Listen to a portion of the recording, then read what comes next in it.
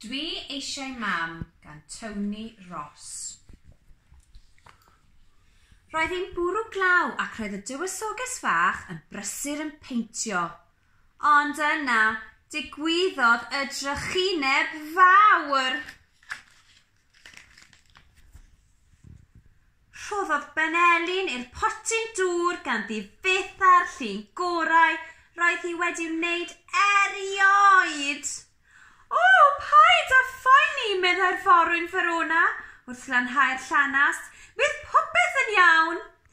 Dwi eisiau mam, llefodd y dywysoges fach.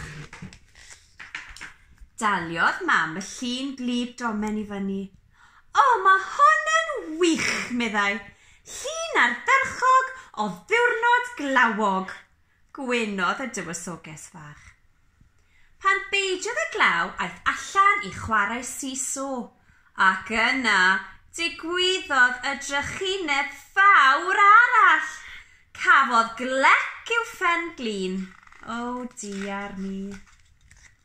Dyna ni, meddai Doctor Cwla.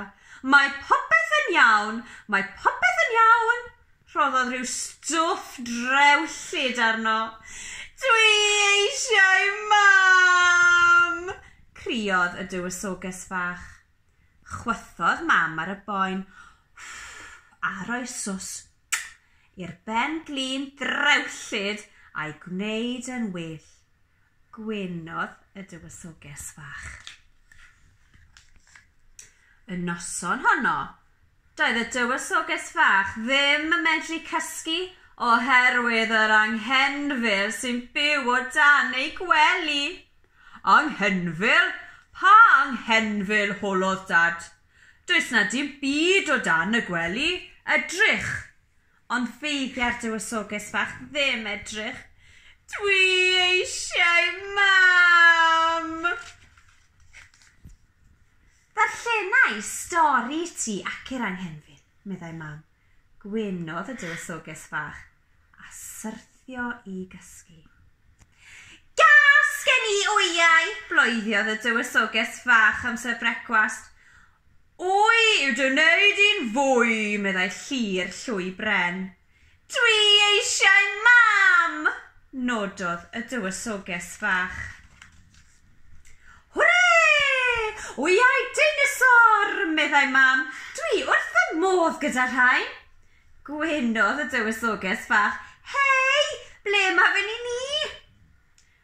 Drwy'r bore, roedd rhaid i'r dywysoges chwarae ar ei phen ei hun. Galwodd y forwyn Verona heibio ei chwarae gemau. Dwi eisiau mam, meddai'r dywysoges fach yn flin. Daeth Madog y morwr i mewn i chwarae cychod. Dwi eisiau mam! Chwyrnodd y dywysoges fach. Cyngunodd y tywysog bach chwarae gyda'i hefyd unrhyw beth o dan yr haul mwyn ei chadw hi'n dawel. Dwi eisiau mam! Gwichiodd y dywysoges fach. O, diar mi. Yn y diwedd, cyrhaeddodd mam efo'r newyddion cyffroes. Mae'r arglwyddes fach wedi gofyn i ti fynd draw i aros dros nos heno ac i fwynhau creision a fideo. Wrth bacio'i bag, dechreuodd y dagre lifo i lawr bochau dywysoges fach. Be sy'n bod? Holodd mam. Dydw i ddim eisiau mynd, wylodd y dywysoges. Dwi eisiau aros yma efo ti a Tidwal y teli, Teddy. Ond mae Tidwal a fi'n dod hefyd, meddai mam. Felly dyma nhw, yng nghastell yr arglwyddes fach. Roedd y fideo ymlaen a slefiodd mam am y drws. Dwi eisiau mam, dechreuodd y dywysoges fach. Ond roedd y fideo yn ddoniol dros ben a'r creision yn flasus iawn. Gwenodd y dywysoges fach. Draw yn y castell brenhinol, roedd y frenhines yn dweud wrth y brenin mawr Caradog. Mae hi'n cael amser wrth i bodd, dwi'n siŵr o hynny, meddai hi.